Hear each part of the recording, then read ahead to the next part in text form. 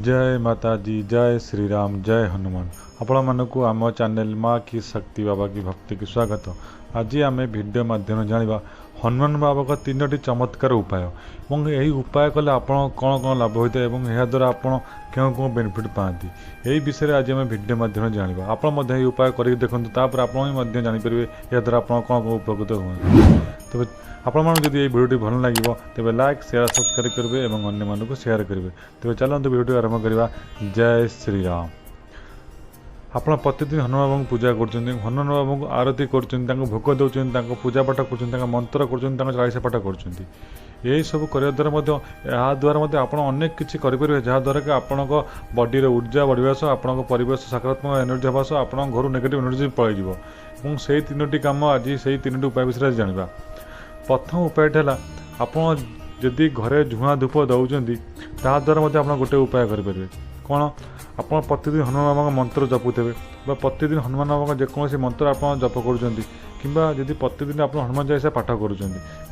जेकोसी हनुमान बाबा मंत्र स्तुति चालीसा कि बजरंग बाण कि सुंदरकांड आप जहाँ भी प्रतिदिन करोटा कि आप वर्षे पूर्व आगुरी कर प्रत्येक दिन जमी आप मंत्र से चालीसा पाठ कर से कम आप कि झुणा आणतु बजार किणी जो झुणा आप घर दौरान से झुणा को आप जो मंत्र पाठ करुँच यदि कौन गोटे मंत्र को आप 108 थर जपुंट आप प्रत्येक दिन से माला को 7 माला कि 3 माला कि 11 माला जब से मंत्र जप कर कौन हनुमान चालीसा पाठ आप कर प्रत्येक दिन 11 थर 7 थर 21 थर 108 थर आप जहाँ भी कर से कार्य आप प्रतिदिन कर आप झुणा जो बजार खुणुंट से झुणा को गोटे पात्र रखु और जपरी आप गोटे माला करेंगे से झुणा को फुंकवे और ताकू अभिमंत्रित करेंगे एवं जपरी आप हनुमान चालीसा जब 21 थर पढ़ुं प्रथम तो हनुमान चालीसा पाठ पढ़े से झुणा द्वारा टी फुंकवे हल्के ही फुंकी ना उड़ी सब आखिरी पशि जाए तेणु हल्के ही फुंकवे प्रत्येक हनुमान चालीसा पाठ कलापर से झुणा को फुंकवे और यह आप प्रत्येक दिन अति कम 3 दिन करूँ। यदि आप गोटे हनुमान चालीसा प्रतिदिन कर 15 दिन कंटिन्यू करूँ। यदि आप प्रत्येक दिन 21 थर 61 थर करूँ 3 दिन करूँ।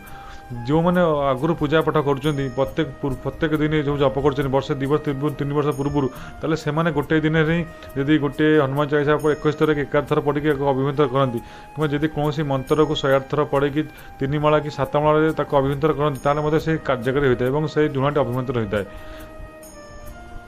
एवं यह करने पूर्व आप हनुमान बाबा को प्रार्थना करेंगे मुझे झुणा को अभिमंत्रित करने चाहूँगी और से मंत्र आप जहाँ भी पढ़ुं कौन हनुमान चालीसा पढ़ुं से मंत्र द्वारा आप अभिमंत्रित झुणा को करी तेणु से झुणारे आपण शक्ति प्रदान करवा यही मंत्र पावर आप झुणा को दिंतु यह कही हनुमान बाबा प्रार्थना करी आप सब जो आप हनुमान चालीसा पाठ कर प्रत्येक थर हनुमान चालीसा फुंकी यहीपरी यदि आप प्रत्येक दिन हनुमान चालीसा पाठ करते आप 21 थर पढ़ी अभिमंत्रण करेंगे कि 11 माला कि 7 माला कौन मंत्र जप करके आप अभिमंत्रण करेंगे। यापर आप जिते झुणा दौरान जदि आप प्रत्येक दिन जाऊँ चलो यदि आप प्रत्येक दिन नदी आप केवल मंगलवार दौरान कि मंगलवार शनिवार दौरान हनुमान बार ताले आप से दिन करेंगे। आप कौन करेंगे जिते आप झुणा दौरान से झुणा को आप झुणा देवे और आप से झुणा पकड़ा जिते आप हनुमान बाबा आगे बुलाऊँ कौन घरे पदारे आप घर चारिपाखे यदि हनुमान बाबा से झुणा बुलाऊँ ताले से समय आप से झुणा जो मंत्र फुंकी थे जपरी फुंकी अभिमंत्रण करते से झुणा आप बुलाऊे और मन मन मंत्र पाठ पढ़ुवे। जब आप हनुमान चालीसा द्वारा सिद्धि कर अभिमंत्रण कर आप से झुणा बुलवा समय हनुमान चालीसा पाठ पढ़ुवे कि जब कौन मंत्र द्वारा आप से झुणा को अभिमंत्रण कर से मंत्र पढ़ुवे और झुणा बुलाऊे या द्वारा कौन होता है आप घरे जेकोसी नेगेटिव एनर्जी थाए आपण परिवेश में जेकोसी नेगेटिव एनर्जी थाए आप घर सदस्य कौन लोक नेगेटिव एनर्जी थाए आप कौन नेगेटिव एनर्जी आप घर कौन प्रोब्लेम थाए कौन लोक शरीर असुस्थ होता है कि कौन घर आर्थिक अवस्था खराब थाए कौन घर किसी प्रोब्लेम चलता है कौन घर झगड़ा कर चलता है यदि आप प्रत्येक दिन करते आप कंटिन्यू 1 सप्ताह करती या तो प्रतिदिन करने आवश्यक जब आप सप्ताह करते द्वारा आप किसी फरक पाइपर यदि आप प्रतिदिन ये सब जिन करते आप घर परिवेश सकारात्मक पॉजिटिव एनर्जी भरपूर हो द्वारा आप जो हनुमान चालीसा पाठ आगुरी पढ़ुं जदि कौन मंत्र कर से मंत्र अभिमंत्रित होता है तेणु आपण यहीपरि प्रत्येक दिन करूँ जदि जिते झुणा दौरान जब प्रतिदिन दौरान प्रतिदिन करूँ जदि आप सप्ताह 2 थर दौरान ताले यहीपरि करूँ कि सप्ताह निश्चय गोटे बार मंगलवार कि संक्रांति पुनः देखिए निश्चय तो यह झुणा द्वारा आप अभिमंत्रण कर सब घरे बुलां या द्वारा आपण घरे समस्त नेगेटिव एनर्जी नष्ट होता है। ये है प्रथम उपाय। और द्वितीय उपायटी है आपड़ जदि कौन मंत्र हनुमान चालीसा पाठ कर जपरी आप झुणा को अभिमंत्रण कले सेहीपरि आप कौन पूजा पूर्व आप कौन गड़ू कि ग्लास आप जल रखिपारे और जल रखी सहीपरि फुंकिबे जपरी झुणा को फुंकुले प्रथम थर कहली प्रथम उपाय से उपाय आप जल को अभिमंत्रण करेंगे कौन मंत्र द्वारा हो कौन चालीसा पाठ बजरंग बाण जदि आप पढ़ुं हनुसुंदरा कांड ता द्वारा आप जहाँ भी पढ़ुं प्रत्येक दिन जो मंत्र पढ़ुए से ही मंत्र ही अभिमंत्रण करूँ से जल को और से जल को अभिमंत्रण कर निजे पूजा शेष निश्चय गोटे ढोके पीतु यह द्वारा कौन होता है ना आप जो मंत्र द्वारा जप कर मंत्र एनर्जी आप पाखक आसता है और आपण बॉडी में सकारात्मक शक्ति आसवा सह आपण पॉजिटिव शक्ति आप घर को आपण पाखक निश्चय आसता है और हनुमान बाबा कृपा बढ़ता है और से मंत्र और से चंद्र चालीसा यदि आप मंत्र द्वारा अभिमंत्रण करते से चालीसा पाठ कि मंत्र से मंत्र पावर बढ़ी है तेणु यहीपरि आप जल करेंगे और से जल को आप प्रत्येक दिन पूजा शेष कि राति कि सकाल आप जिते चाहिए से गोटे पात्र रखी आप घर छिंची पारे समस्त सबुआड़े छिंची पारे और कौन जदि कौन लोक कौन रोग होता है कौन नेगेटिव एनर्जी आप जापर से लोकटे लगी किसी प्रोब्लेम अच्छी से पादुक दे से पानी की आप स्वास्थ्य ठीक करेंगे। तेणु यही दुईट उपाय करूँ यही सेकेंड उपाय कले आप घर एनर्जी बढ़िया सह आप घर नेगेटिव एनर्जी पलि थाए। और तृतीय उपाय है आप जिते पूजा पाठ कर प्रत्येक दिन जेकोसी मंत्र जप कर मंत्र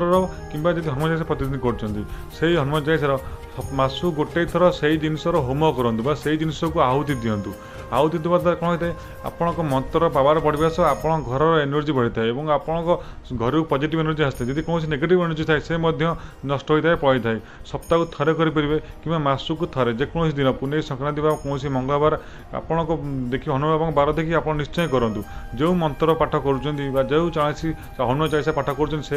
चालीसार आहुति दिंतु से कौन से मंत्र आप होम करूँ प्रत्येक दिन नकले आप प्रत्येक मसर थे कि सप्ताह थे आप करेंगे यह द्वारा आप करके देखूँ एवं 2-3 मास एपरी करने द्वारा आप देखिए से मंत्र जहाँ भी आप पढ़ुं तार सिद्धि जी हो जाए तार पावर अधिक बढ़ता है सिद्धि न होता है अति शीघ्र सिद्धि हो जाए यह द्वारा हनुमान बाबा आपण कृपा करती और आपण आशीर्वाद देता तेणु आप तीनोटी उपाय निश्चय करूँ अति कम 3टी उपाय तो निश्चय करूँ और 3टी उपाय यदि आप करेंगे आप देखिए आप घर किपर पॉजिटिव एनर्जी एक्टिव हो आप समस्त दुख कष्ट दूर होते आप कौन प्रोब्लेम में था आप 3टी कार्य निश्चय करूँ देखिए आप घर किपर सब जिन प्रोब्लेम धीरे धीरे दूर हो और यह द्वारा आप बॉडी एनर्जी बढ़ता है आप